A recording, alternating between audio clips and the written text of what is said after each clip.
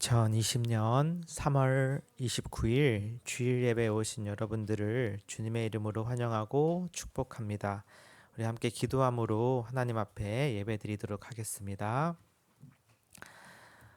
아버지 하나님 감사합니다. 벌써 3월 마지막 주일을 맞이하여 오늘 우리가 또 각자의 자리에서 예배 가운데 나오게 하심을 감사드립니다. 여전히 쉽지 않은 상황 가운데 있지만 우리가 하나님을 예배하며 또 함께 하나님을 높일 때 주님께서 그 자리에 함께하여 주실 줄 믿습니다. 성령께서 이 시간 임재하여 주시고 우리를 하나님이 원하시는 사람으로 만들어 주옵소서. 예수님의 이름으로 기도드렸습니다. 아멘. 네, 우리 찬송가 429장 함께 찬송하겠습니다. 찬송가 429장입니다. 비록 반주가 없지만 우리 진심을 다해 하나님께 올려드리는 기도로서 찬송을 함께하기 원합니다. 429장 세상 모든 풍파너를 흔들어 함께 찬송합니다. 세상 모든 풍파너를 흔들어 약한 마음 낙심하게 될 때에 내려주신 주의 복을 세어라. 주의 크신 복을 내가 알리라. 받은 복을 세어 보아라. 크신 복을 내가 알리라. 받은 복을 세어 보아라. 주의 크신 복을 내가 알리라. 세상 근심 걱정 너를 누르고 십자가를 등에 지고 나갈 때 주가 내게 주신 복을 세어라. 두려움 없이 항상 찬송하리라. 받은 복을 세어 보아라. 그 신복을 내가 알리라. 받은 복을 세어 보아라. 주의 그 신복을 내가 알리라. 세상 권세 너의 앞길 막을 때 주만 믿고 낙심하지 말아라. 전사들이 너를 보호하리니 염려 없이 앞만 보고 나가라. 받은 복을 세어 보아라. 그 신복을 내가 알리라. 받은 복을 세어 보아라. 주의 그 신복을 내가 알리라. 아멘. 사도신경으로 우리의 신앙을 고백하겠습니다. 전능하사 천지를 만드신 하나님 아버지를 내가 믿사오며 그 외아들 우리 주 예수 그리스도를 믿사오니 이는 성령으로 잉태하사 동정녀 마리아에게 낳으시고 본디오 빌라도에게 고난을 받으사 십자가에 못 박혀 죽으시고 장사한 지 사흘 만에 죽은 자 가운데서 다시 살아나시며 하늘에 오르사 전능하신 하나님 우편에 앉아 계시다가 저리로서 산자와 죽은 자를 심판하러 오시리라. 성령을 믿사오며 거룩한 공회와 성도가 서로 교통하는 것과 죄를 사하여 주시는 것과 몸이 다시 사는 것과 영원히 사는 것을 믿사옵나이다. 아멘. 네, 찬송가 183장 이어서 하나님께 영광 올려드리겠습니다. 찬송가 183장입니다. 빈들의 마른 풀 같이 함께 찬송하겠습니다. 빈들의 마른 풀같이 시들은 나의 영혼, 주님이 약속한 성령 간절히 기다리네.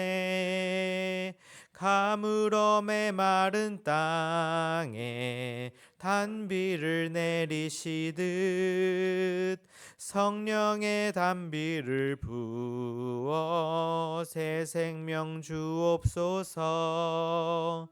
밤가운 빗소리 들려 산천이 춤을 추네. 봄비로 내리는 성령 내게도 주옵소서. 가물어 메마른 땅에 단비를 내리시듯 성령의 단비를 부어 새 생명 주옵소서.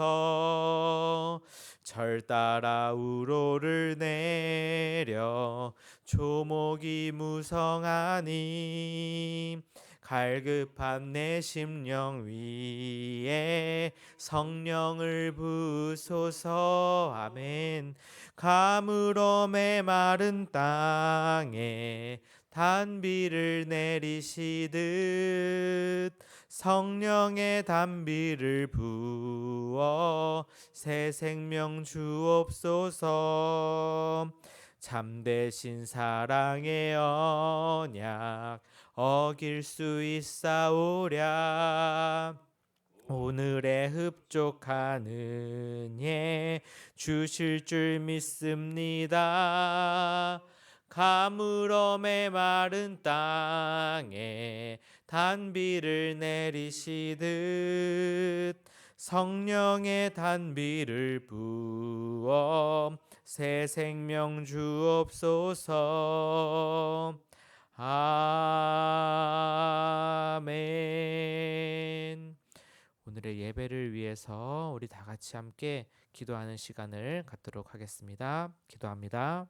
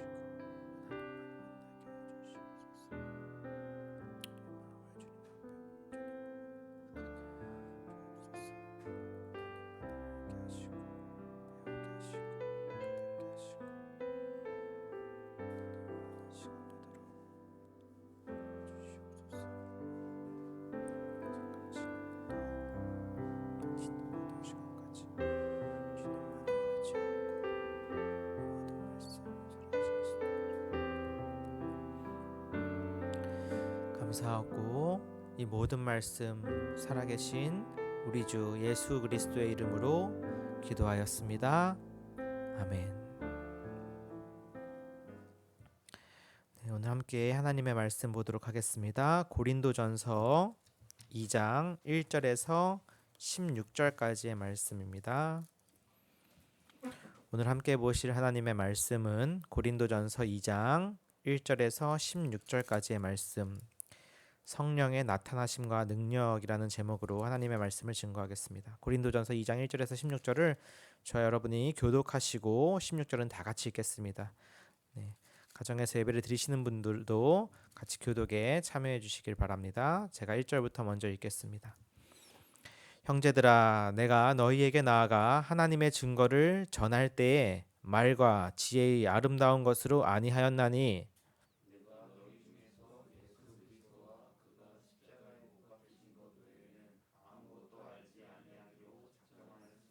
내가 너희 가운데 거할 때에 약하고 두려워하고 심히 떨었노라.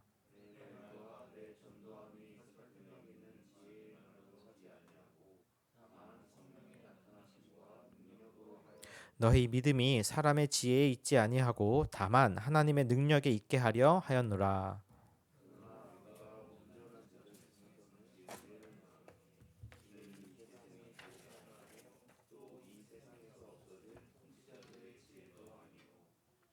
오직 은밀한 가운데 있는 하나님의 지혜를 말하는 것으로서 곧 감추어졌던 것인데 하나님이 우리의 영광을 위하여 만세전에 미리 정하신 것이라.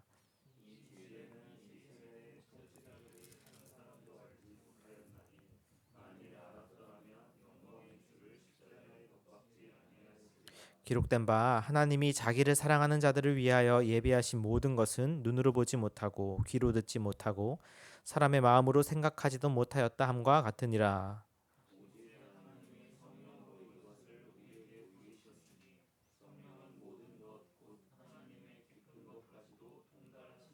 사람의 일을 사람의 속에 있는 영 외에 누가 알리요? 이와 같이 하나님의 일도 하나님의 영 외에는 아무도 알지 못하느니라.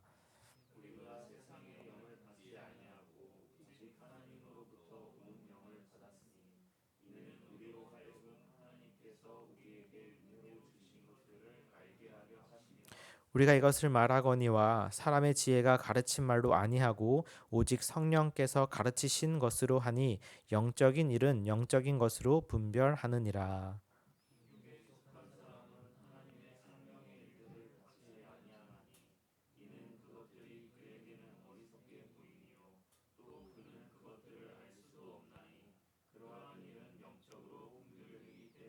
신령한 자는 모든 것을 판단하나 자기는 아무에게도 판단을 받지 아니하느니라. 같이 읽겠습니다. 누가 주의 마음을 알아서 주를 가르치겠느냐? 그러나 우리가 그리스도의 마음을 가졌느니라. 아멘. 먼저 광고 잠시 드리겠습니다. 네, 우선 아시다시피 우선 오늘 우리 은혜나눔교회 예배 오신 여러분들을 주님의 이름으로 환영하고 축복합니다. 예, 많이 보고 싶습니다. 아시다시피 우선은 저희가 교육부 지침을 참고해서 4월 5일까지 그러니까 돌아오는 주일까지 온라인 예배 또 가정 예배로 대체하기로 하였습니다. 그런데 지금 우선 다음 주 초쯤이죠. 이번 주 30일이나 31일쯤에 또 개학 연기에 대한 발표가 있을 것이라고 합니다. 그래서 우리가 계속 교육부 지침을 참고하고 있기에 그 개학 연기 일정에 맞춰서 또 주일 예배를 회집 예배로 다시 드리는 문제도 같이 변동이 될 것입니다. 발표되는 대로 공지해 드리도록 하겠습니다. 코로나19가 속히 종식되고 관련하여 수고하시는 분들을 위해서 기도했으면 좋겠습니다. 잠시 후에 설교 때도 말씀드리겠지만 정말 우리가 요즘에 뭐 교회를 뭐 핍박한다 이런 얘기도 있지만 사실 그분들도 잘 생각해 보면 정말 수고하고 애쓰시는 분들이라는 것을 우리가 절대 잊어서는 안 될 것입니다. 그래서 우리 교회 아직 뭐 공무원분이 오시거나 하신 적은 없는데요. 만약에 오시면 정말 우리가 따뜻하게 맞이하고 쉬시는 날 고생 많으시다고 인사라도 할 수 있으면 참 좋겠어요. 주일 설교 홈페이지 및 유튜브를 통해서 다시 볼 수 있습니다. 그리고 오늘 방송 보시는 분들 아시겠지만 좀 방송이 뭐 한 단계 이렇게 업그레이드 됐다고 해야 될까요? 제가 이렇게 말씀드리긴 뭐 하지만은 측면이 있습니다. 그러나 여전히 부족한 부분이 있을 수 있으니 좀 양해를 부탁드리고요. 앞으로 가정에서 온라인 예배 드리시는 부분에 있어서도 최대한 교회 오셔서 예배 드리시는 것과 같이 드리실 수 있도록 준비해 나갈 예정이오니 또 기도해 주시기 바랍니다. 우선 또 저 개인적으로는 이제 아시는 분은 아시겠지만 원래 4월 1일자 이제 이번 주 수요일이죠.부터 이제 사역하던 회사에 복직이 예정되어 있었던 것 여러분 기억하실 겁니다. 그런데 아시다시피 상황이 또 이러한 상황 가운데 있어서 저도 육아휴직을 우선 연장하기로 했습니다. 언제까지 될지 모르겠고 아직 남아 있는 육아휴직이 있어서 더 연장하기로 해서 우선 저도 주중에는 저도 아이들이 학교도 안 가고 있으니까요. 아이들 키우는 일과 또 주일에 이렇게 교회 사역하는 일에 조금 더 집중할 수 있게 되어서 감사드립니다. 네, 그럼 오늘 함께 하나님 말씀 보기 전에 기도하고 하나님 말씀을 보도록 하겠습니다.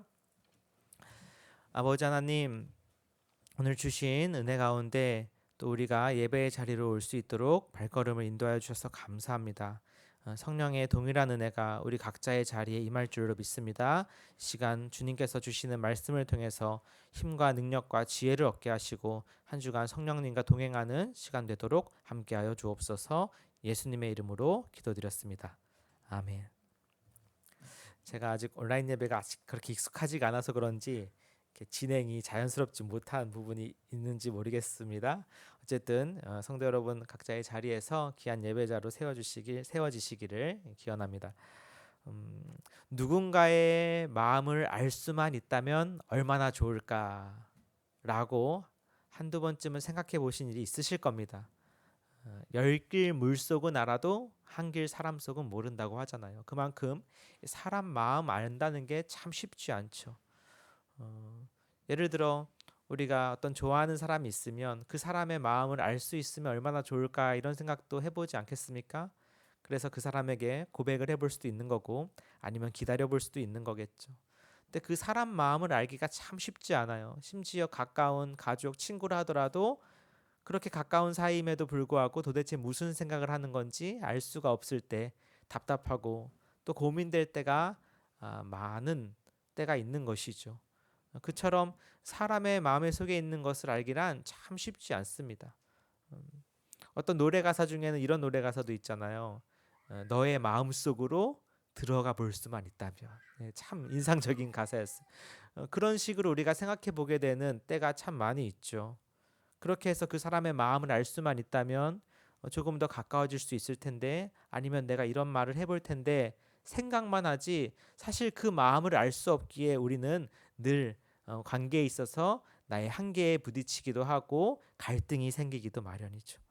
근데 그리스도인으로서 우리가 정말 궁금한 마음이 있다면 누구의 마음이겠습니까? 물론 사랑하는 사람, 또 가족, 친구, 또 지금 나에게 갑자기 이유 모르게 접근하는 사람이 있다면 그런 사람들의 마음 속에 뭐가 있는지 궁금하기도 하겠지만 궁극적으로 우리 그리스도인이 가장 궁금한 것은 하나님의 마음이죠. 하나님은 지금 어떤 마음으로 나를 바라보실까? 하나님은 지금 나에 대해서 어떤 뜻을 가지고 계실까? 사실 굉장히 궁금합니다. 그런데 사람의 마음도 알기가 힘든 게 우리인데 하물며 하나님의 마음은 어떻게 알겠습니까? 그럼에도 불구하고 오늘 우리가 읽은 성경은 하나님의 마음을 우리가 알 수 있다고 이야기합니다. 뿐만 아니라 심지어 그 마음을 우리가 가질 수도 있다고 이야기합니다. 그것이 과연 어떻게 가능한 일일까요? 한번 오늘 본문을 통해서 보기를 원합니다. 오늘 함께 보셨던 말씀 중에 1, 2절을 함께 같이 읽어보도록 하겠습니다. 1절과 2절입니다. 시작. 형제들아 내가 너희에게 나아가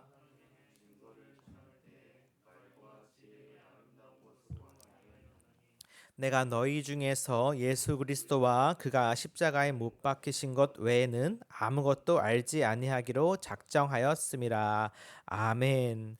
자, 우리가 지난 주일에 들었던 1장 20절, 21절에서 이런 말씀이 있었죠. 하나님의 지혜에 있어서는 이 세상이 자기 지혜로 하나님을 알지 못했다라는 이야기입니다. 그러니까 세상의 지혜로는 하나님을 알 수 없었다는 것이죠. 즉 세상의 지혜와 하나님은 관련이 없는 것처럼 그렇게 바울이 이야기했습니다. 그래서 바울이 고린도에 가서 하나님의 말씀을 증거할 때에도 어떻게 했느냐? 사람의 말과 지혜의 아름다운 것으로 하지 아니하였다고 해요. 그럼 어떻게 했습니까? 2절에 나온 것처럼 오직 그가 전하고 기억하고 전했던 것은 예수 그리스도, 그리고 그가 십자가에 못 박혔다는 그 단순한 사실 하나였던 것이죠. 바울이 왜 이렇게 했을까요? 또는 왜 이렇게 해야만 했을까요? 학자에 따라서는 이런 의견을 내는 사람들도 있었어요. 저도 처음엔 굉장히 설득력 있게 들었었는데 결과적으로는 받아들이지 않게 되었습니다. 이런 것입니다. 우리가 고린도 교회에 오기까지의 바울의 여정을 기억한다면 바울이 이전에 어디를 들렸었는지 기억하실 겁니다. 어디였었나요? 아테네였어요. 아덴. 그렇죠? 여러분 철학자들의 도시 아닙니까? 아테네. 거기서 바울이 어떤 식으로 복음을 전했는지 혹시 기억하십니까? 예. 평소와는 좀 다른 방식으로 바울이 좀 전했던 것으로 기억해요. 그러니까 바울이 구약 성경을 가지고 와서 인용한다던가 이런 식의 유대인들을 대상으로 했던 설교와는 달리 헬라인들을 대상으로 한 설교에서는 그들이 인용하는 시인들의 말을 가지고 오고 그들이 얘기했던 철학들을 가지고서 하나님을 증거하는 데 활용을 했어요. 근데 결과적으로 많은 사람들이 믿었다고 보기는 힘들어요. 그 중에서 오히려 사람들이 조롱하기도 하고 말쟁이라 그러기도 하고 그냥 소수의 몇몇 사람들만 바울의 말을 다시 들어보겠다고 해서 바울의 이야기에 귀를 기울입니다. 그랬던 사역 경험이 사도행전 17장에 잘 나와요. 그리고 사도행전 18장에 가면 고린도 교회에 오게 된 것이죠. 그러니까 이런 배경을 보고 학자들에 따라서는 바울이 아테네에서는 그 당시 쓰던 수사학과 변론들 그리고 세상의 지혜들을 활용해서 복음을 전하려고 했지만 그 결과가 소위 그 성과가 생각보다 좋지 않으니 이제는 오직 십자가만 전하기로 했다라고 이야기하는 거예요. 얼핏 들으면은 설득력이 있어요. 하지만 저는 그렇게 보지 않습니다. 예, 제가 이게 연구했던 중요한 주제였거든요. 사실 바울이 그렇게 이야기한 이유는 거기서는 세상의 수사학과 학문을 적극 활용했다라고 보기 이전에 바울이 전하는 대상 또는 청중에 따라 말하기를 달리했다라고 보는 것이 훨씬 더 유효해 보입니다. 무슨 이야기냐면 제가 늘 말씀드리잖아요. 바울의 사역 원리는 그들처럼 되어서라는 것이죠. 그러니까 말을 하는 것이나 편지를 쓰는 것에 있어서 바울이 굉장히 민감하게 반응했던 것 중에 하나는 복음과 진리는 여전히 그대로이지만 그 복음과 진리를 듣는 청중들이 처한 상황을 바울은 굉장히 민감하게 살피고 반응합니다. 그러니까 그 듣는 사람들이 누구냐에 따라서 다르게 이야기한다라는 거예요. 설교사들도 마찬가지 아니겠습니까? 여기가 어디이고 듣는 사람이 누구인지에 따라서 똑같은 진리를 다른 방식으로 전할 수 있겠죠. 제가 주일학교 할 때와 이렇게 담임 목사로서 장년들에게 전할 때 동일하게 할 수 없는 것처럼 말입니다. 그래서 바울은 그렇게 따졌을 뿐이지 그게 효과가 없었고 또 열매가 없었다고 이제는 그냥 십자가만 바라봐야겠다라고 했다는 것은 아니겠죠. 즉 바울은 그때도 여전히 오직 그리스도와 십자가만을 전하기를 원했어요. 하지만 전하는 방식에 있어서 조금이라도 더 친절하게 다가가고 싶었던 것입니다. 그리고 이 고린도에 와서도 바울은 여전히 이 원칙을 지키는 것이죠. 특별히 이 고린도라고 하는 도시는 사람의 말과 지혜가 아주 편만하게 펼쳐졌던 곳 중에 한 곳입니다. 말씀드렸다시피 온갖 잡상인들이 다 모이고 자신의 사상과 생각으로 사람들에게 인기를 끌고 싶어하는 소위 그 유망주들이 다 모여서 어떻게 해서든지 사람들의 인기를 얻어보려고 고군분투하던 그런 도시였어요. 그러다 보니 그들의 지혜와 그들의 말의 능력을 얼마나 사람들에게 알리고 싶어 했겠습니까? 그러한 가운데 바울은 나는 오히려 하나님이 주신 지혜인 그리스도와 십자가만을 기억하기로 했다라는 그 내용을 오늘 말하고 있는 것이죠.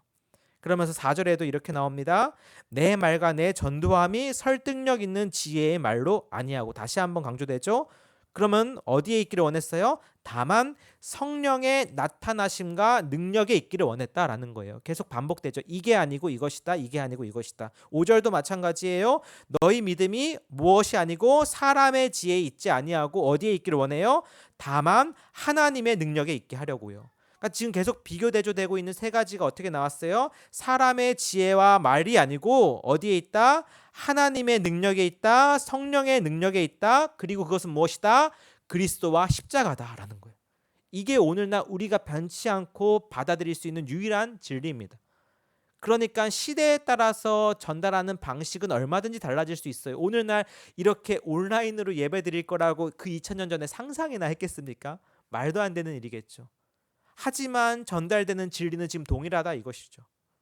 그러한 가운데 3절 중심에 뭐라고 돼 있어요? 바울이 가졌던 솔직함을 표현하고 있는데 내가 너희 가운데 거할 때에 약하고 두려워하고 심히 떨었대요. 왜 그랬을까요? 갑자기 왜 이런 이야기를 하는 걸까요? 이런 이야기를 하는 게 사실 도움이 되지 않아요. 여러분 제가 담임 목사로서 이 앞에 설 때 여러분 저는 부족합니다. 매번 약합니다. 저는 정말 두렵습니다. 이런 이야기만 한다면 여러분이 믿고 따를 수 있겠습니까? 왜 목사님은 왜 맨날 저렇게 자기는 부족하다고 안 된다고 자신 없다고 저런 이야기만 할까? 사실 바울이 이야기할 때 이런 3절의 이야기는 그렇게 도움이 되는 이야기인 것처럼 보이지 않아요. 그럼에도 불구하고 바울이 이런 이야기를 여기서 꺼내는 이유가 뭘까요? 바울이 그들과 분명하게 차별점을 두고 싶었던 점이 있었어요. 그 당시에 웅병가들 그리고 말쟁이들과 다른 점을 분명히 부각하고 싶었던 것입니다. 무엇이냐면 그들은 어떻게 해서든지 자신이 가진 어떤 수사학적 능력, 화려한 기교, 그 다음에 논증 방식 이런 것들을 통해서 사람들을 설득시키고 자신의 사상의 제자로 삼고 싶었다면 바울은 그게 아니었어요. 바울은 자신이 가진 능력이나 자신이 가진 지혜와 어떤 사상을 가지고 자신의 생각으로 자신의 제자를 만들고 싶었던 것이 아니었죠. 그가 하고 싶었던 것은 뭐예요? 오직 그리스도 십자가를 그들이 바라보게 하는 것이었어요. 그러니까 그가 떨었던 이유, 두려워했던 이유는 제가 생각할 때 이것은 추측할 수밖에 없어요. 제가 생각할 때는 그가 혹시 자신이 드러날까 두려워했다라고 보여집니다. 저는 이렇게 믿습니다. 혹여라도 내가 주님보다 앞설까 두려워하고 떨며 약해졌던 것이죠. 왜 이렇게 이야기할 수 있냐면 고린도전서, 고린도후서의 전체적으로 흐르는 문맥을 살펴보면 알 수 있어요. 우리가 앞으로 보겠지만 바울은 오히려 자신의 약함을 강조하는 교회가 바로 이 고린도 교회예요. 그리고 공교롭게도 이 고린도 교회에 약한 사람들이 참 많았던 것 같아요. 잘난 척하고 그리고 자기가 이렇게 받은 게 많다고 자랑도 하지만 실제적으로는 약한 사람들이 많이 모인 곳이었거든요. 우리가 지난주에도 읽었지만 26절에 1장 26절에 너희의 부르심을 보라. 결과적으로 너희 다 부족한 자들이다. 웬만해서는 이런 이야기를 하고 있거든요. 그런 자들을 향해서 바울이 내가 이렇게 좋은 출신이야 라고 말하지 않아요. 이게 바울의 원리예요. 나도 이처럼 약하고 부족한 사람이야 라고 접근을 하는 거죠. 이게 바울의 사역의 원리였어요. 근데 이게 효과적이지 않겠습니까? 정말 하루하루 먹고 살기 힘든 사람들 가운데 와서 한 설교자가 와서 저는 걱정 없습니다. 저는 부족하지 않습니다. 이렇게 말한다면 공감대가 형성이 되겠냐고요. 그러니까 바울이 그런 식으로 접근한 것이죠. 그런 식으로 성도들에게 다가간 것이고 동시에 그가 다른 사람들처럼 자신이 주인공이 되고자 했던 사람들처럼 될까봐 두려워하며 떨며 자신을 경계했던 것입니다. 그 가운데 그는 오로지 뭐만 나타나길 원해요? 말을 하고 있는 나 말고 내가 말을 하고 있는 그 대상 그리스도와 십자가를 바라보라 이것이죠.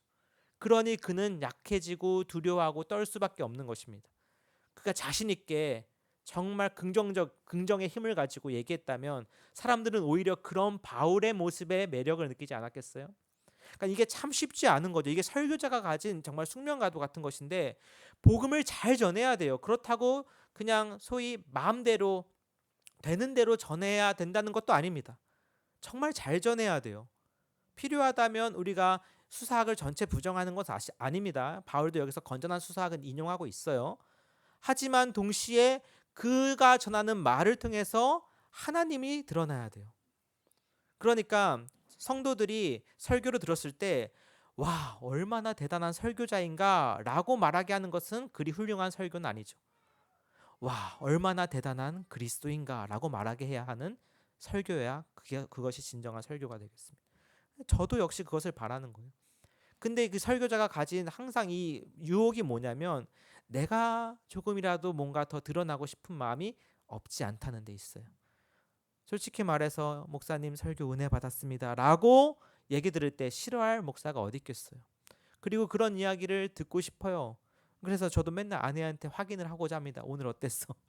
좋은 얘기 들은 적이 한 번도 없어요. 예, 어쨌든 근데 저도 제 설교 듣기 굉장히 사실 좀 부끄럽고 한 번도 설교 들으면서 아 좋다 생각해 본 적이 없어요. 사실은 보기 싫어요. 보기 싫지만 봐야 하기 때문에 보고 있어요. 왜냐하면 그래야 다음부터는 저런 실수하지 말아야지. 저렇게 말하지 말아야겠다.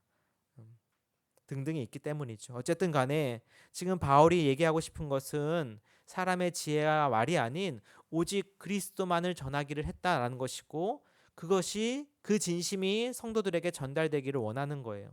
여전히 이 고린도 교회 사람들에게 있어서는 그들이 속한 문화와 그리고 그들이 만났던 사람들에 의해서 말을 잘하는 사람, 화려한 언변을 자랑하는 사람 이런 사람들에게 매료되었었거든요. 그러다 보니 지금 이 안에 분파 문제도 생겼다고 말씀드렸죠. 왜 바울파, 왜 아볼로파가 생겼겠어요? 특히 아볼로는요, 이 수사학에 굉장히 능통한 사람이었어요. 아마 확신하건대 말은 바울보다 잘했을 거라고요. 바울이 말을 잘했다라는 기록은 어디에도 없어요. 사실은 바울은 말에 있어서는 굉장히 연약했던 사람입니다. 증거 구절 하나 보여드릴까요? 한번 책갈피해 두시고 고린도 후서로 가보세요. 같은 교회에 보낸 편지입니다. 고린도 후서 10장 10절 한번 보세요. 바울에 대한 평가가 이랬어요. 들으시면 재밌을 겁니다, 여러분. 바울이 이런 평가도 들어요. 얼마나 속상했을까 저는 좀 마음이 이해가 되는데 고린도후서 10장 10절. 고린도 후서입니다. 후서 10장 10절. 한번 같이 읽어볼까요? 시작. 그들의 말이 그의 편지들은 무게가 있고 힘이 있으나 그가 몸으로 대할 때는 약하고 그 말도 시원하지 않다 하니 아멘. 이게 고린도 교회 성도들의 바울에 대한 평가였어요. 여러분 목사에 대해서 성도들이 이렇게 평가합니다. 뭐라고 평가해요? 그의 편지들 그동안 고린도 교회에 바울이 편지를 썼었죠. 고린도 전서만 있는 게 아니라 소실된 다른 편지들도 있을 것으로 추정이 됩니다. 편지들을 받아보면요 바울이 글은 잘 썼나 봐요. 물론 대필하긴 했지만 그쵸? 그런 글들을 보면은 받아서 읽어보면 어때요? 와 무게가 있고 힘이 있대요. 좋은 이야기예요. 그런데 정말 가슴을 찌르는 말은 뒤에 있어요. 진짜 하고 싶은 말은 뭐래요? 그가 몸으로 대할 때는 같이 있을 때는 저처럼 이렇게 만약에 직접 대면해서 얘기할 때는 어떻다는 거예요? 약하고 그 말도 시원하지 않대요. 참 이런 말 들으면서 바울이 고린도 교회를 목회했던 것 같아요. 그러니까 막상 같이 있을 때는요 재미도 없고 뭔가 좀 자극적으로 얘기해 주길 바라는데 그냥 지루한 거예요. 졸리고 쉽게 말해서 이런 평가를 들었던 바울이죠. 그러니까 그가 그런 말의 어떤 능력이나 지혜를 가지고 그들에게 전하려고 했던 것이 아니라 정말 말 그대로 담백하게 십자가를 전하고 복음을 전하고 말씀을 전했던 것이죠. 근데 사람들은 거기에 쉽게 흥미를 잃어요. 오늘날처럼 말이죠. 오늘도 어떻습니까? 사람들에게서 뭔가 주목을 끌기 위해서 많은 설교자들이 노력을 해요. 그 노력 자체를 우리가 부정할 수는 없죠. 저도 그 중에 한 명이니까요. 그런데 그게 때로는 지나칠 때가 있는 것 같아요. 그래서 정말 고래고래 설교하는 내내 소리만 지르는 분도 종종 계세요. 요즘 마이크도 좋은데 왜 그렇게 소리 지르시는지 모르겠어요. 그렇죠? 그리고 어떤 분은 그렇게 설교만 하면 울어요. 물론 울 수 있습니다. 감동하면 울 수 있죠. 저도 설교하다 운 적이 있어요. 네, 딱 한 번이지만 아직도 기억나요. 그때 앉아 계셨던 분이 여기 한두 분, 한 분 정도 앉아 계신 것 같은데 교회 개척 초기에 하고 나서 얼마 안 됐을 때 정말 두 분인가 세 분밖에 안 오셨을 때 이야기예요. 성도들이. 근데 그날따라 너무 인간적으로 낙심이 됐어요. 사실은 그렇잖아요. 두세 명 왔는데 인간적으로 너무 낙심이 되죠. 그런데도 불구하고 예배를 드리는데 아직도 기억납니다. 그때 했던 설교가 가시고기에 관한 설교였어요. 가시고기 예화로 들었던 게 그 가시고기 아시죠? 그래서 제가 그런 가시고기가 되고 싶습니다. 막 이런 이야기를 하는데 눈물이 막 나는 거예요. 근데 지금 생각하면 사실 좀 창피한데 그랬던 게 제가 설교하면서 울었던 유일한 기억인 것 같습니다. 어쨌든 설교만 하면 우시는 분들이 계세요. 그런데 저도 설교자지만 매번 그렇게 우는 게 쉽지 않거든요. 물론 그때마다 감동이 될 수 있어요. 근데 왜 평소에는 또 안 우는 걸까요? 설교할 때만 울고. 그러니까 사실은 그 진정성이 의심이 되죠. 그러니까 하나의 수사학적 기교라고밖에 안 보여지는 경우가 종종 있어요. 물론 구도자 중심의 예배, 그러니까 처음 주님을 만나기 위해서 오시는 분들을 위해 이 설교하는 방식을 좀 바꿀 수 있어요. 그래서 어떤 교회는 이렇게도 예배 드리더라고요. 이 강대상 없애버립니다. 그리고 이 강단 자체를 하나의 무대로 꾸며요. 그리고 목사님이 이런 마이크를 끼고 나와서 연기를 하죠. 예, 그래서 뭐 가을 배경으로 해놓고 뭐 사랑하는 트렌치 코트를 딱 목사님이 입고 나와서 막 사랑하는 사람을 막 기다리는 그런 연기를 해요. 그러면서 이렇게 시작하죠. 하나님도 여러분을 이렇게 기다리고 계십니다. 좋습니다. 근데 그게 뭐 한두 번쯤은 가능한데 매 주일 예배가 그런 컨셉이에요. 글쎄요, 어떻게 생각하실지 모르겠는데 너무 엔터테인먼트적인 요소가 강조된 것은 아닐까요? 그러니까 생각하기 나름이겠습니다. 그러니까 정말 우리가 집중해야 되는 것은 어디에 있는지를 생각해 보자라는 것이죠. 재밌게도 우리 교회는 의도하지 않은 부분도 있는데 그런 요소들은 다 이렇게 안 하게 되고 정말 예배의 그냥 본질적인 부분에만 집중하게 된 경향이 있는 것 같아요. 스스로 자랑하는 것 같아서 민망하지만 예를 들어 이런 것입니다. 심지어 찬송도 의도했던 바는 아닌데 우리 지금 가정에서 예배 드리고 계실 텐데 우리 반주자분을 이렇게 모실 때 얘기를 했던 것이 찬송가밖에 저는 반주를 할 수 없어요. 그래도 괜찮으세요, 목사님? 이라고 하셔서 괜찮아요. 해주시는 게 어디예요? 라고 해서 반주를 하시게 되었어요. 복음성가 같은 건 할 수가 없었죠. 근데 결과적으로 찬송가만 가지고서 예배 드리는 게 이렇게 좋은 줄 몰랐어요. 한편으로는. 물론 필요하다면 또 복음성가를 드릴 수 있고 또 다른 방식의 예배 형태가 있을 수 있습니다. 근데 또 찬송가만 가지고서 예배 드리는 게 참 풍성한 또 참 마음에 와닿는 경우도 느껴보고 새로 오신 분들 중에서도 그런 예배를 흔치 않으니까 요즘에는 뭔가 막 박수도 치고 복음성가도 해야 좀 예배 같다라는 분위기들이 있잖아요. 근데 조용히 피아노 반주에 찬송가만 부르는 그런 예배가 이 교회는 어떻게 보면 좀 특이했는데 그게 좀 와닿았어요 라고 얘기하시는 분도 계셨어요. 모르는 것이죠. 제가 드리고 싶은 말씀은 어떤 방식이든 간에 중요한 것은 본질을 놓치지 않는다라는 것입니다. 그런 방식을 제가 다 부정하고 싶진 않아요. 다 하나의 훌륭한 도구가 될 수 있지만 중요한 건 뭐예요? 그 안에 전달하고자 하는 핵심, 메시지, 진리가 바르게 전달되어야 한다는 거예요. 보여지는 것, 그리고 화려한 것, 그런 것에 사람들이 매료되어서 정작 그 남은 내용들이 껍데기만 있다면 아무런 의미가 없는 것이죠. 그 이유가 이제 6절에서부터 16절에 자세히 나옵니다. 한번 6절과 7절을 한번 같이 읽어보죠. 시작. 그러나 우리가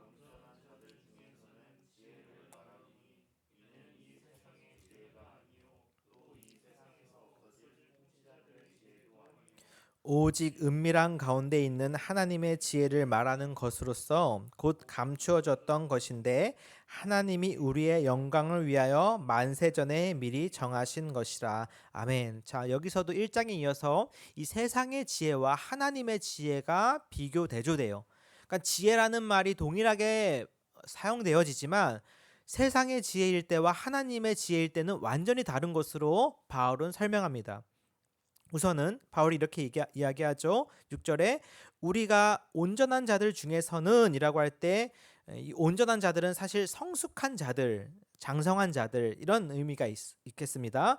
그리고 우리가 라고 할 때 여기 앞으로도 우리가 계속 설명이 될 거예요. 이 우리는 고린도 교회 성도들을 포함한 우리가가 아니에요. 나아가서 심지어 그리스도인 일반을 말하는 우리가도 아닌 것 같습니다. 누구를 말하냐면 지금 이 편지를 쓰고 있는 사도들이죠. 그러니까 바울 선교팀이라고 할 수 있겠습니다. 그러니까 사역자들인 거예요. 사역자들.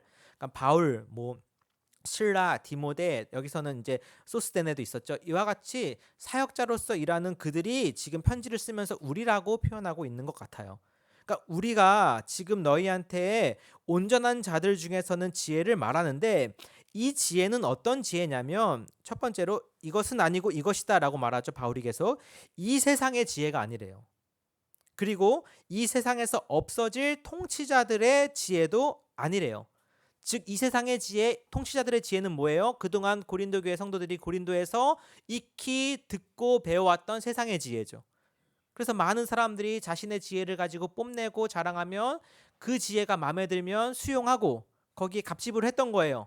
근데 그런 지혜가 아니라는 거예요. 뭐예요? 7절에 오직 은밀한 가운데 있는 하나님의 지혜예요.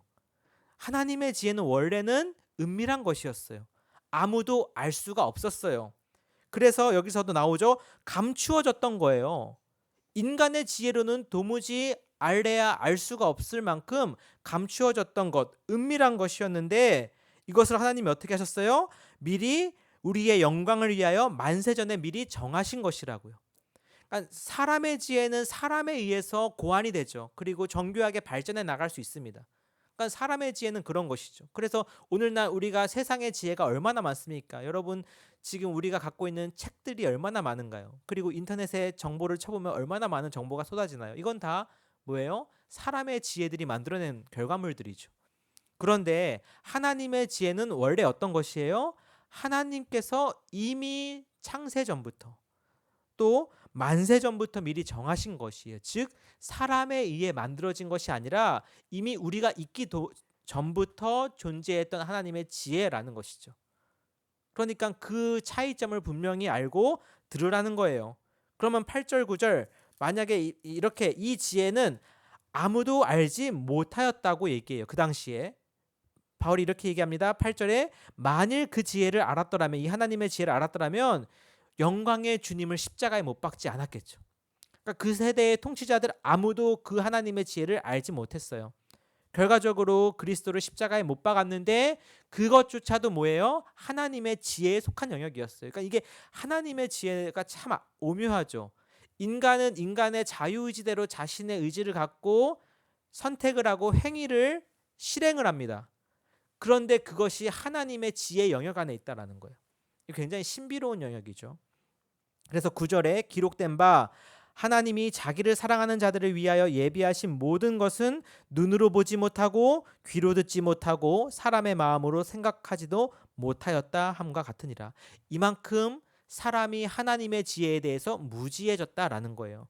물론 이 말씀은 이사야서 64장 65장에 있는 말씀을 적절히 바울이 같이 쓴 것인데 실제 이런 뜻으로 썼느냐 하고 관심 있게 가서 찾아보면은 실제 이런 뜻으로 쓰인 말은 아니에요. 그런데 구약에 있는 말을 신약에 와서 인용할 때는 그 뉘앙스가 조금 바뀌는 경향들이 있습니다. 이건 굉장히 학문적인 영역이라서 제가 자세하게 설명하기는 어렵고 여기서 이 문맥에 따르는 것이 그냥 편해요.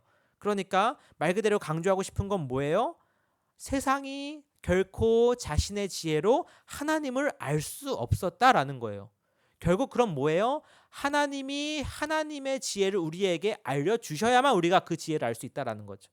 그것을 소위 신학적인 말로 뭐라고 했어요? 제가 전에도 말씀드렸지만 계시라고 했죠. 계시. 하나님이 자신을 계시하셔야만 인간은 하나님을 알 수 있어요. 동일하게 하나님은 자신을 계시하시는 만큼만 우리가 하나님을 알 수 있다고요. 우리는 분명히 제한적으로 하나님을 압니다. 그럼에도 불구하고 제한적으로 알려주신 하나님조차도 다 알지 못해서 지금 굉장히 어려워하고 있죠. 어떤 의미에서는 말이죠. 그래서 하나님은 충분히 우리에게 자신에 대해서 충분히 보여주셨어요. 그 충분히 계시하셨죠. 일반 계시로든 특별 계시로든. 자, 그런데 그 가운데 하나님이 쓰신 가장 중요한 방식이 뭐냐? 오늘의 이제 가장 중요한 부분인데 그게 바로 성령이에요. 성령. 10절 한번 보겠습니다. 10절 시작. 오직 하나님이 성령으로 이것을 우리에게 보이셨으니 성령은 모든 것 곧 하나님의 깊은 것까지도 통달하시느니라. 아멘. 자, 그러면 사람의 지혜로 결코 알 수 없는 그 하나님의 지혜를 우리 인간이 어떻게 알 수 있냐라고 했을 때 방금 말씀드렸다시피 하나님이 먼저 자신을 드러내셔야 돼요. 내가 여기 있다. 내가 이러한 존재이다. 하나님이 말씀하셔야 돼요. 하나님은 하나님으로서만 알려집니다. 유명한 신학자가 한 말인데요. 하나님은 하나님을 통해서만 알려질 수 있어요. 자, 그런데 하나님이 하나님을 알리셨다고 해서 거기서 끝이 아니에요. 뭐예요? 하나님이 하나님을 자신을 드러내 보이셨으면 인간이 그 하나님을 인지하고 이해해야 돼요. 그런데 모든 인간이 그렇게 하나님을 알고 이해하는 것은 아니라는 거죠. 왜 그래요? 하나님이 하나님의 지혜로 하나님을 알리셨지만 그런 하나님을 세상의 지혜로 알려고 하면 결코 하나님을 알 수 없어요. 미련해 보이고 어리석어 보이고 답답한 노릇인 거죠. 오늘날 무슨 소리 하는 건가? 그쵸? 라고 사람들이 생각합니다. 그래서 하나님은 어떻게 하신 거예요? 10절에 나온 것처럼 성령으로 우리에게 보이신 거예요. 성령을 통해서 하나님 자신을 계시하시고 성령께서 우리를 깨닫게 하셔서 이해하게 하시고 보게 하신 것이 하나님의 지혜예요. 그러니까 이게 삼일체적인 놀라운 신학이죠. 굳이 여기서 바울이 이것은 삼일체입니다라고 얘기하지 않았지만 계속 흐르고 있는 신학이 삼일체 신학이에요. 보세요. 왜 그렇습니까? 하나님, 성부 하나님은 자신을 계시하세요. 근데 뭘로 계시하셨어요? 그리스도를 통해 계시하셨어요. 자신의 아들 성자 하나님으로. 또 말씀이 육화되어 그 영이 육화된 하나님의 이 말씀으로 우리에게 계시하셨어요. 근데 그리스도와 이 말씀이 있다고 우리가 그 모든 진리를 다 받아들이지 않아요. 그렇죠? 교회 다 누구든지 한두 번쯤은 다 가봤어요. 성경 말씀, 복음 다 한 번쯤은 들어봤어요. 그런데 모든 사람이 다 믿고 받아들이는 건 아니에요. 왜요? 무슨 차이예요? 결정적으로 그 사람의 뭐 사람 됨됨이나 지식 수준의 차이가 있는 게 아니에요. 오직 단 하나, 그가 성령께서 그를 사로잡았느냐 하는 문제와 관계되어 있는 것이죠. 다시 얘기하자면 성부 하나님은 자신을 성자 하나님을 통해 계시하시고 성령 하나님이 내 안에 내주하실 때 그 진리가 우리 안에서 완성되는 것입니다. 이게 하나님의 지혜예요. 이건 사람이 생각해낼 수 있는 게 아니죠. 그렇게 하나님은 우리에게 지혜를 보이시기를 기뻐하셨대요. 그게 하나님의 지혜였어요. 그러니 11절에 사람의 일을 사람의 속에 있는 영 외에 누가 알리요? 이와 같이 하나님의 일도 하나님의 영 외에는 아무도 알지 못한다고 이야기하는 것입니다. 10길 물속은 알아도 한 길 사람 속은 모른대요. 그렇지 않습니까? 저나 여러분이나 서로 무슨 생각하는지 알 수 없어요. 그런 능력이 있다면 얼마나 좋겠어요. 그래서 그런 주제로 영화도 많이 만들어졌잖아요. 근데 그럴 수 없기 때문에 그렇게 하는 거죠. 근데 하나님의 속을 누가 알겠어요? 그런데 하나님의 일을 하나님의 영이 아시죠. 근데 그 하나님의 영이 우리 그리스도인에게 주어졌어요. 그럼 우리는 하나님의 마음을 알 수 있어요? 없어요? 하나님의 마음을 알 수 있을 뿐더러 심지어 하나님의 마음이 우리 안에 있는 거예요. 이게 그리스도인의 존재예요. 우리는 세상의 지혜로 감당할 수 있는 사람들이 아닙니다. 그러니까 동일하게 세상의 지혜로 맞대응하는 것만큼 어리석은 게 없는 거예요. 제가 아까 광고 시간에 잠시 말씀드렸지만 교회에서 요즘에 굉장히 민감해져 있죠. 저도 사실 어떻게 보면 인간적으로 스트레스 받고 그래요. 답답하고요. 그러면서 교회들이 요즘 하는 게 뭐냐면 저희 교단도 참 이게 누워서 침 뱉기인데 공문으로 내려온 게 뭐냐면 공무원들이 이렇게 와서 예배하게 하면은 굉장히 그 사람들을 그 경계하는 식의 공문이 왔어요. 철저히 그 사람들의 소속을 받고 예배 때 결코 사진 촬영 녹음 못하게 하게 해야 되고 서명 똑같이 받고 그 사람들의 신분증 다 받아서 복사해놔라 이런 내용들이 공문으로 내려오더라고요. 물론 그런 조치들이 필요한지 모르겠습니다. 그런데 우리가 그것은 제가 방금 말씀드렸던 것처럼 세상의 지혜로 동일하게 반응하는 것밖에는 안 되지 않겠어요? 그러니까 우리 교회가 하나의 큰 틀에 있어가지고 다 같이 움직이지는 못할 망정 꼭 그게 좋다는 것은 아닙니다.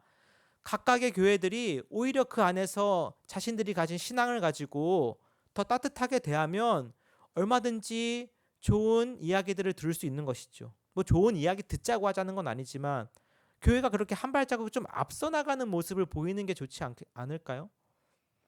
공무원들도 사실 오고 싶어서 오겠습니까? 그들도 어쩔 수 없이 오는 것이고 쉬는 날 오는 것이고 그랬을 때 교회에서 오히려 따뜻한 말 한마디라도 하면서 맞이해 준다면 그 사람들의 마음이 열리지 않겠어요? 그러니까 세상의 지혜를 똑같이 우리가 동일하게 반응하는 것은 교회의 존재 목적 자체가 그렇게 크게 와닿지 않는 형태이겠죠. 뭔가 달라야 하는 것입니다. 또 이런 이야기들도 있어요. 저도 처음에 이런 생각했는데 아니 왜 요즘에 보면은 저도 뭐 집에만 있진 않습니다. 밖에 이렇게 돌아다니고 우리 교회 옆에도 카페 많잖아요. 얼마나 사람이 많은지 몰라요. 우리 교회 성도수들보다 훨씬 더 많은 그 사람들이 카페에 모여서 거기서 그렇게 마스크도 안 쓰고 그쵸? 예. 뭘 먹으면서 이야기 열심히 해요. 제가 육교 건너올 때마다 그 모습 보면 솔직히 말씀드려서 속이 터져요. 그렇잖아요. 근데 그것과 교회를 비교하면서 왜 교회만 그러냐라고 말하고 싶지 않아요. 왜요? 우리의 비교 대상이 한낱 그런 카페, 노래방, PC방이 돼야겠습니까? 그러고 싶지 않아요. 오히려 교회가 먼저 다른 데는 모인다 하더라도 먼저 우리가 모이지 않는 모습을 보이는 것이 오늘날 더 필요한 일이 아닐까 생각하는 것이죠. 참 고민이 많이 됩니다. 그래서 계약하자마자 또 이런 고민 사람들의 우려가 있더라고요. 계약했다고 이제 기다렸던 듯이 사람들이 다 모일 텐데 그때부터도 교회도 막 이제 이때만을 기다렸다. 지금부터 제대로 모여보자 하면서 그런 모습도 덕이 될 것 같지는 않아요. 그래서 고민하고 있는 게 계약을 하더라도 온라인 예배를 계속 병행하고자 하는 마음이 있어요. 예. 그러니까 교회가 이런 먼저 본이 되고 앞서가는 모습들로 여태까지 사회에서 빛과 소금이 되어 왔던 거지. 그들이 가진 힘과 권세를 가지고 나 이렇게 힘센 사람이야. 너네가 우리를 건드렸어? 그럼 우리도 가만히 있지 않겠어. 이거는 결코 성령께서 원하는 방식은 아니라고 저는 믿습니다. 좀 말이 길어졌습니다. 그래서 12절에 우리가 세상의 영을 받지 아니하고 오직 하나님으로부터 온 영을 받았으니 이는 우리로 하여금 하나님께서 우리에게 은혜로 주신 것들을 알게 하려 하심이라고 지금 바울도 고백해요. 그러니까 우리가 하나님의 영, 성령을 받은 이유 중에 하나는 뭐냐면 하나님이 우리에게 은혜로 주신 것들을 깨닫게 하려는 것이에요. 그걸 가지고 어디 가서 자랑하고 뽐내고 어디 힘을 쓰라는 게 아니에요.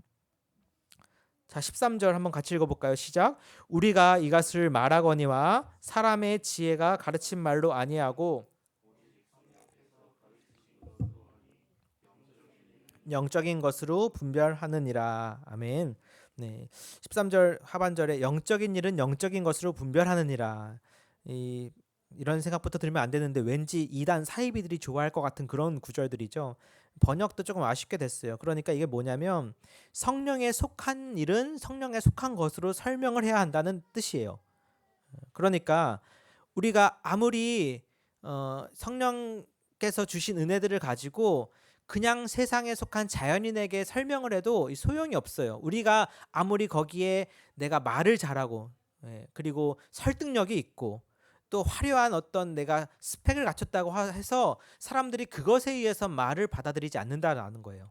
즉 뭐냐 하면 우리는 단순히 복음을 전하지만 성령께서 거기에 임재해 주셔야만이 그 사람이 그 진리를 받아들일 수 있게 된다라는 거예요. 그러니까 바울이 굳이 그렇게 수사하게 목매지 않은 거예요. 오히려 그것을 오히려 경계한 것입니다. 저도 마찬가지겠죠. 그러니까 저 역시도 복음이 있는 그대로 전달하고 기다리고 바라고 기도하는 것은 뭐예요? 그 말씀 가운데 성령께서 임재해 주셔서 여러분들에게 그 말씀이 와닿고 그리고 그 말씀이 깨달아지고 그 말씀에 순종하게 하시기를 바랄 뿐인 거죠. 정말 말 그대로 나무 막대기 같은 하나의 도구가 되기를 원할 뿐인 것이죠. 그게 설교자의 참된 소명이라고 믿습니다. 그렇게 사용되기를 원해요. 그래서 영적인 일은 영적인 것으로 분별한다는 말의 뜻은 그런 것이고 14절에 육에 속한 사람은 하나님의 성령의 일들을 받지 아니해요. 방금 말씀드렸던 것처럼 왜요? 이는 그것들이 그에게는 어리석게 보이기 때문이죠. 대체로 성령을 받지 못한 사람들이 이런 이야기를 들으면 어때요? 말 그대로 한심해요. 그렇죠? 우리가 듣긴 좀 그렇지만 아쉽지만 도대체 뭐 하는 건가? 왜 저렇게까지 하나? 왜 교회를 도대체 왜 다니나? 그렇죠? 그렇게 어리석어 보이는 일입니다. 왜 그래요? 또 16절 하반절에 그것들을 알 수도 없고 그러한 일은 영적으로 분별되기 때문이죠. 그러니까 영에 속한 일들을 세상에 속한 사람들이 결코 이해하거나 받아들일 수 없어요. 그러나 그들이 성령께서 그들을 만지시면 어떤 일이 벌어지나요? 그들이 그때서야 이게 진리였구나. 그래서 그 많은 사람들이 여기에 그토록 자신의 목숨까지도 바쳤구나라고 깨닫게 되는 순간이 오는 것이죠. 여기 앉아 계신 분들이 아마 다 그런 순간을 겪지 않았습니까? 저부터도 그래요. 도무지 이해할 수도 받아들일 수도 없었던 이야기들이 어느 순간 와닿는 거예요. 정말 나를 위해 죽으셨구나. 그가 살아나셨구나. 그가 나의 구주, 나의 왕이시구나. 어떻게 가능할까요, 그게? 그러니까 어릴 때 일도 아니고 다 큰 성인이 돼서 믿는 사람들은 이런 게 좀 더 와닿는 것 같아요. 얼마나 견고했는지 내 스스로 알거든요.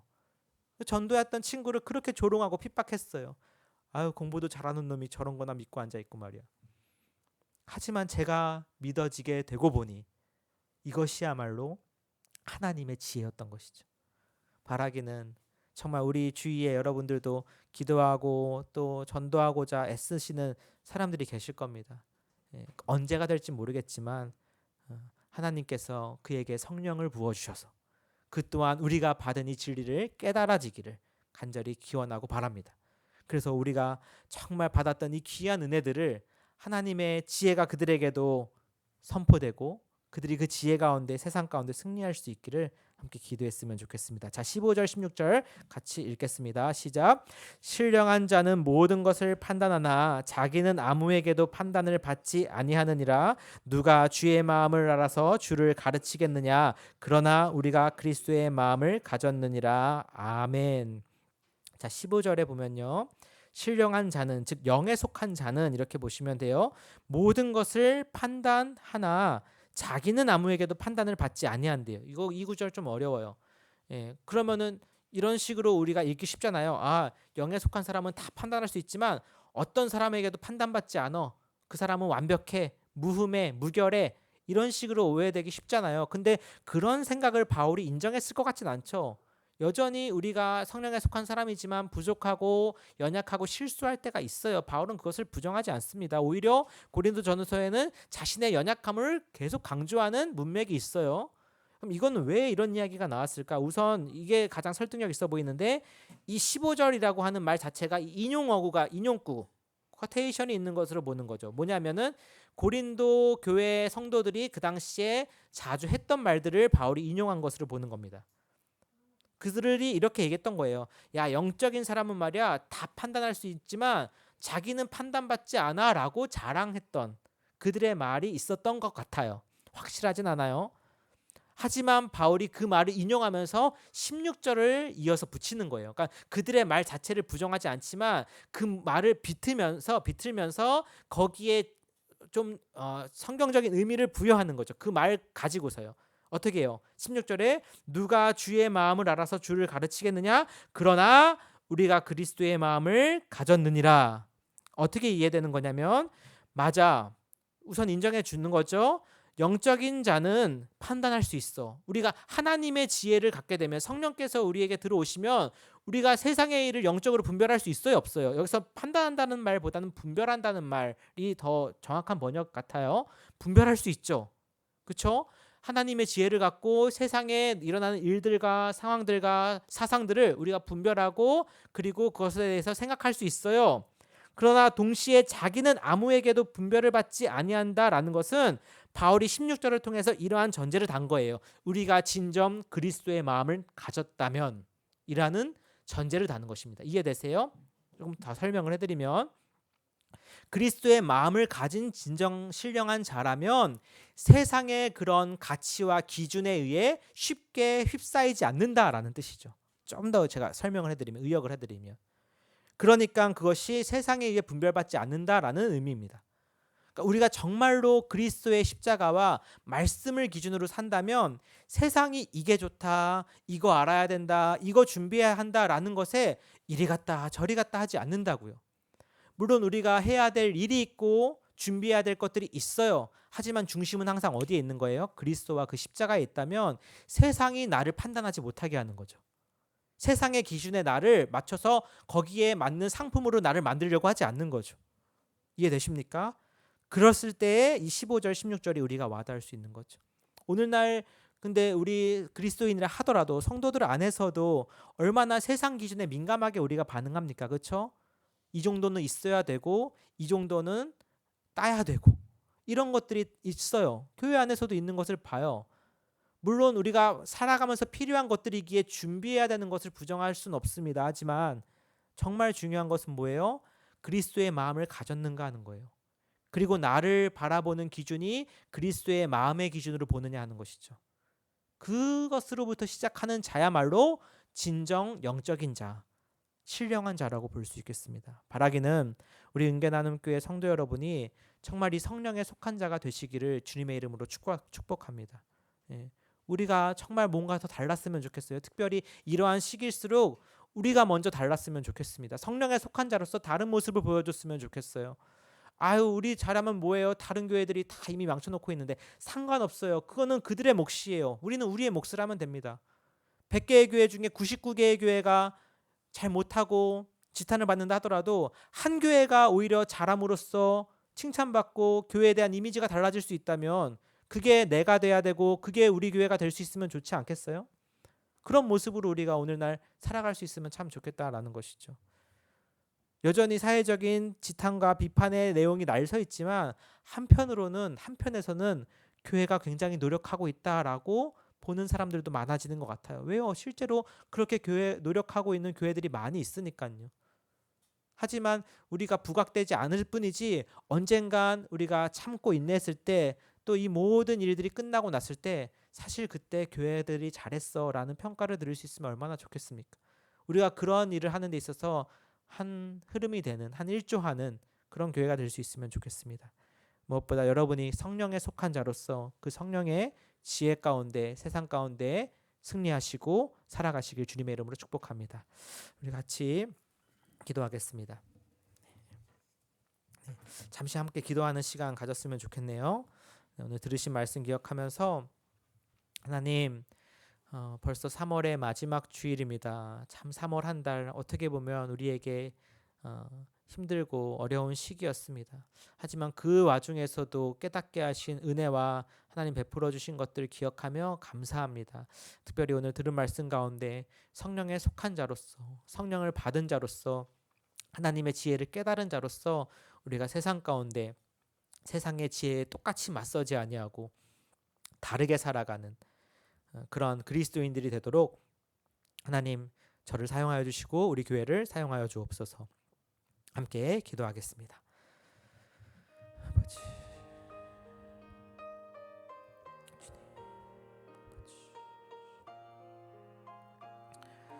하나님, 아버지, 부족한 자이지만 곳 가운데 왔습니다. 세상에서는 정말 아버지 여전히 힘들고 날카로운 모습으로 우리를 보지만 우리는 다르게 행했으면 좋겠습니다. 우리는 달라요. 아버지요, 세상이 그렇게 우리를 대한다고 우리 역시 그들을 향해서 그렇게 손가락질해서 되겠습니까?